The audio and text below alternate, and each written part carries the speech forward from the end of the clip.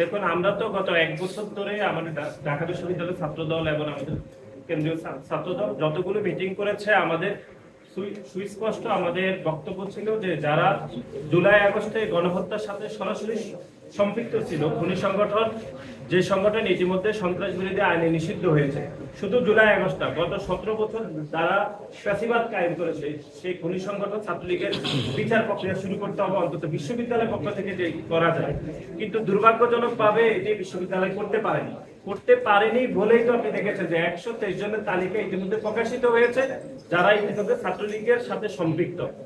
Bundle থাকলে প্রতি সেনমানিতে টাকা বাঁচবে। বিকাশ সেনমানি বান্ডেল কিনে জিতুন প্রতি লেনদেনে।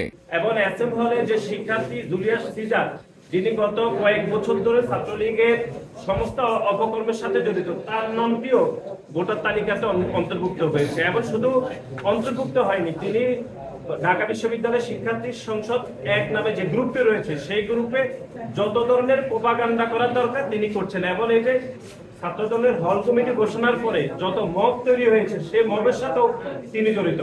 সুতরাং আমরা বলেছি যে ছাত্রলীগের শুধু সন্ত্রাসী না নয়, বরং যারা এখন গুপ্তভাবে গত 17 বছর গুপ্তভাবে বিভিন্ন ছাত্রলীগের রাজনীতির সাথে জড়িত ছিল, কিন্তু এখন প্রকাশ্যে অন্য ছাত্র সংগঠন করেন, তাদের বিষয়ে আমরা ঢাকা বিশ্ববিদ্যালয় মাননীয় উপাচার্যকে বলেছি তাদের বিষয়ে যেন ব্যবস্থা গ্রহণ করে।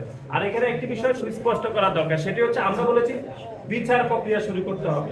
যে বিচার প্রক্রিয়া শুরু করে তাদেরকে বিশ্ববিদ্যালয় থেকে যাবতীয় পদক্ষেপ গ্রহণ করতে হবে, কিন্তু বিশ্ববিদ্যালয় সেটি করতে পারেনি বলেই তো তাদের নাম ভোটার তালিকাতে অন্তর্ভুক্ত করা হয়েছে। এমনকি আমরা এসএম হলের একজন ছাত্রলীগের সভাপতি, যাকে সে কারাগারে রয়েছে, তার নামটিও ভোটার তালিকাতে অন্তর্ভুক্ত করা হয়েছে।